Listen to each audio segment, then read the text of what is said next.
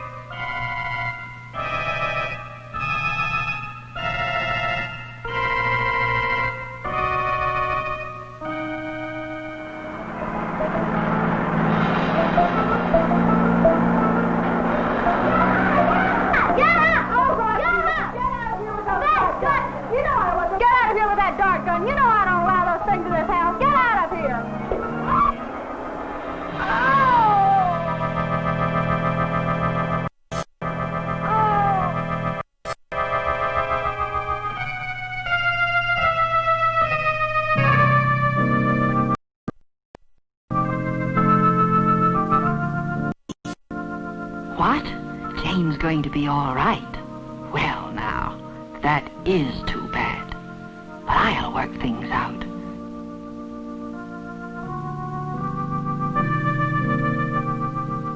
These stupid humans.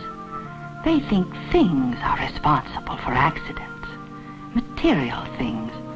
Like that electric cord that caught Jane's foot.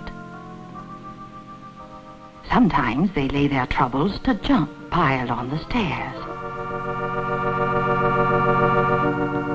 Sometimes it's an iron on a shelf. Other times, ice on the sidewalk. Unlabeled bottles in the medicine chest. A bed rung in a ladder. Soup on the stove. Really, of course, any clock knows it's people who bring on accidents. The kind of people who don't know how to handle their emotions. That awful Martha. But I fixed her. Once I found that feelings were the key. It was so easy. Same with Ed Caldwell. He didn't like anyone calling him a grease monkey. And he certainly didn't know how to handle his feelings.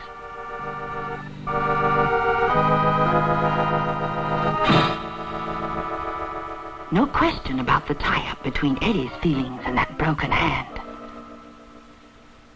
Same way with Martha and her wedding ring. That ring's a symbol to Martha. A symbol for everything she hoped she'd find in marriage. Only fool that she is. Human as she is, she married Jeff Hoover. And Jeff's first love was always the bottle. So Martha waits at home and twists her ring. That's the way it is with these crazy humans. Tension keeps boiling up in them like the soup in Martha's saucepan.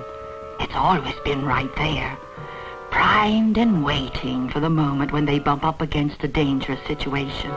And when they do, well, chalk up another accident. Why? Why, because emotions distract, of course. Those boiling feelings, they take people's minds off dangerous situations. And when that happens, it's just a matter of time until disaster strikes. Like with Martha. If she stops to think about it, she knows hot soup can scald, and that it's important to be careful in the kitchen. But here it is, nearly 7:30. That means Jeff stopped off at Jack's place. So Martha's all upset and angry. She doesn't know what to do.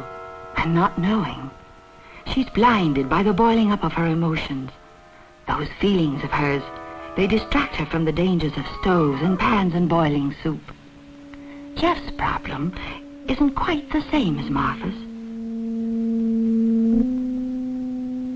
Whiskey isn't really at the heart of it either. You see, back when he was younger, he got all in a swivet over her. Well, over part of her anyway.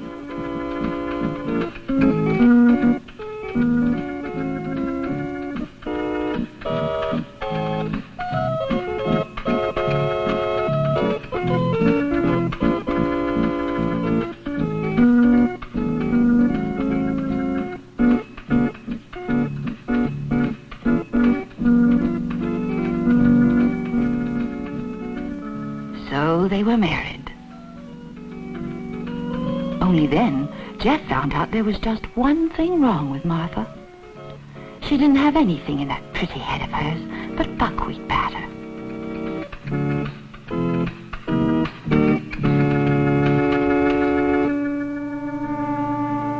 That's when Jeff really started hitting the bottle.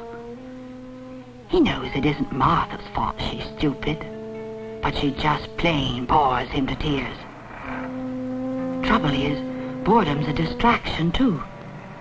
If you're living in a dream world, you can't pay attention to reality. And that gives accidents a chance to happen.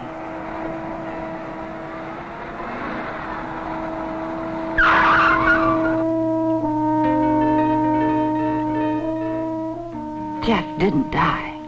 But if he had, the preacher likely would have called it a tragic accident, even though the certificate should have read, died of boredom. Not all distractions are inside people, of course. Lots of them come from outside.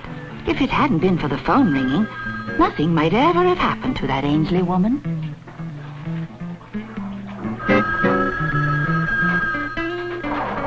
Poor Mrs. Ainsley. She always did wonder what that phone call was about. Even when it looks like a distraction's all outside, more often than not, there are still some feelings mixed in somewhere. Like Sid. He claimed it was an accident when Patty banged her head. Actually, things were tight at the shop. When Sid tried to unload his tensions with silly horseplay, Patty got hurt. Or look at Jane. Because those two brats of hers were blowing off steam all out of control, she fell down.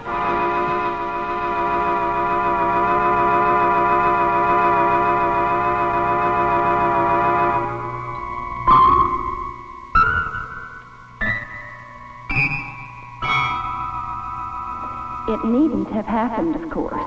Not if that idiot female had showed a grain of common sense. After all, you only have to pay attention to 3 simple rules to put an end to accidents in any home.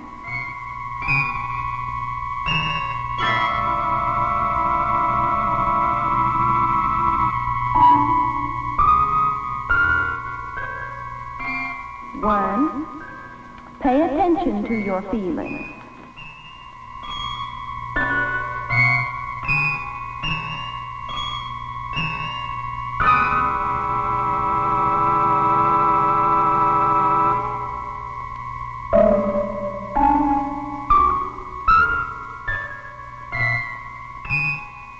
2, beware of boredom.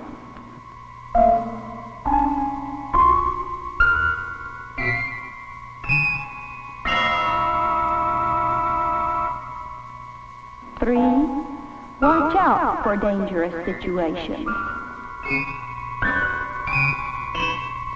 That's all there is to it. But how many humans are smart enough to follow the rules? Like with Jane. She knows she gets tense and on edge on cleaning day, so she ought to paste signs all around in her head in big red letters. Slow down. Watch out. Don't rush into anything. All right, you kids. You know the rules about those dart guns. But of course, handling it like that would have been too intelligent for a human. Same way with cleaning. It bores Jane worse than anything she does. That's why it makes her edgy. So you'd think she'd have sense enough to change jobs often. Take a break. Try something more interesting for a while. Work a little on her new dress, maybe. You see? Now is the time to finish the cleaning, after she's calmed down. Of course, it was a good idea to get Ted and Walter out of the living room. That electric cord made it a dangerous situation. All right, you kids. Out. Out, out.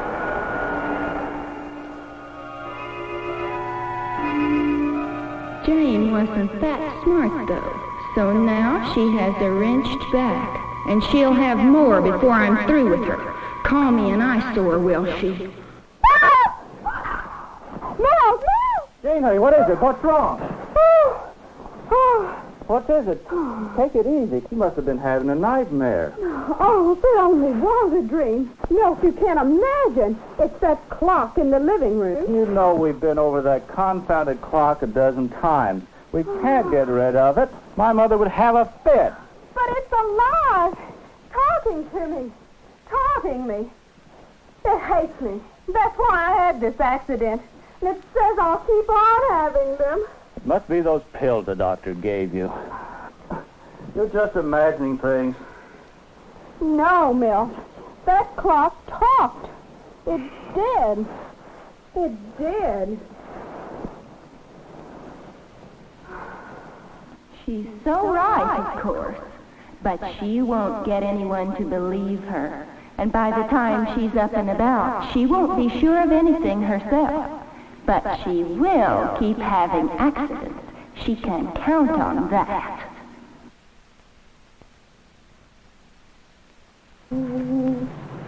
Well, Jane, it's good to see you up. Can't get you down until you're up, you know. Now we need to set the stage for that next accident. Make it seem properly accidental. Tiger here should do nicely to trip over. A little temper will help, too. What's going on around here this morning? Aren't you going to get me any breakfast? Well, Your Majesty, maybe it's just about time you got your own breakfast. Now, an outside distraction to get things moving. Here we go. Jane, did you learn anything from that last time you had an accident?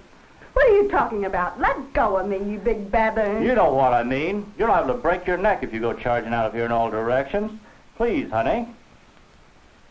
Milk, I must be crazy. And after that nightmare and all those good resolutions I made about being careful. Thanks, Milk.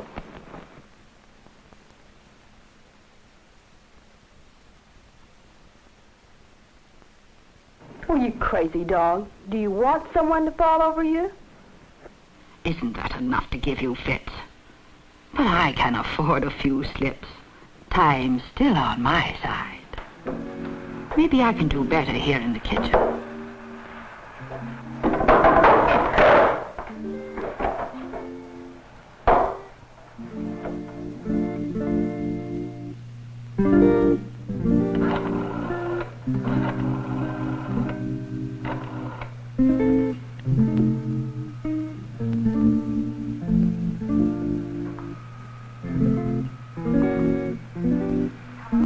Hi, Madge. This is Jane. Say, why don't you come over and have a cup of coffee with me? I've been cleaning this house all day, and I'm just about to go out of my mind. Okay, say, bring that new pattern of yours. I'd like to look at it. Okay, I'll see you in a little while. Bye.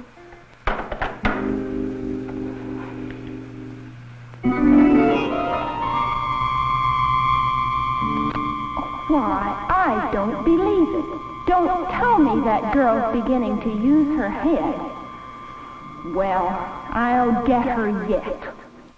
A dog and a cat on Sunday morning might just turn the trick. That's it. Hey, girl. Hey.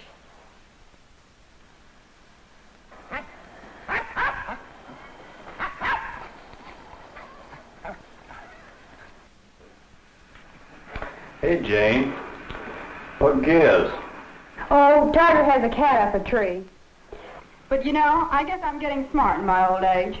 He'll just have to learn about cats on his own, because I'm not about to go charging out there in my night clothes. So there, you old eyesore. Aren't you disappointed? Come on back to bed, you character. Why, that insolent young Jezebel. I'll teach her. Bang, bang! Bang, bang! Bang, I got you! Come on, draw!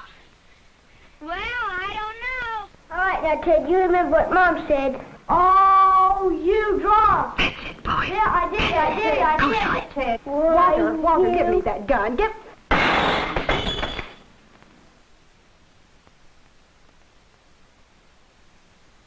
My springs, my gears, my face. Oh, why was I such a fool? I'm as bad as that stupid female Jane. Worse even, because I knew better. But I hated her so, I didn't even take my own advice.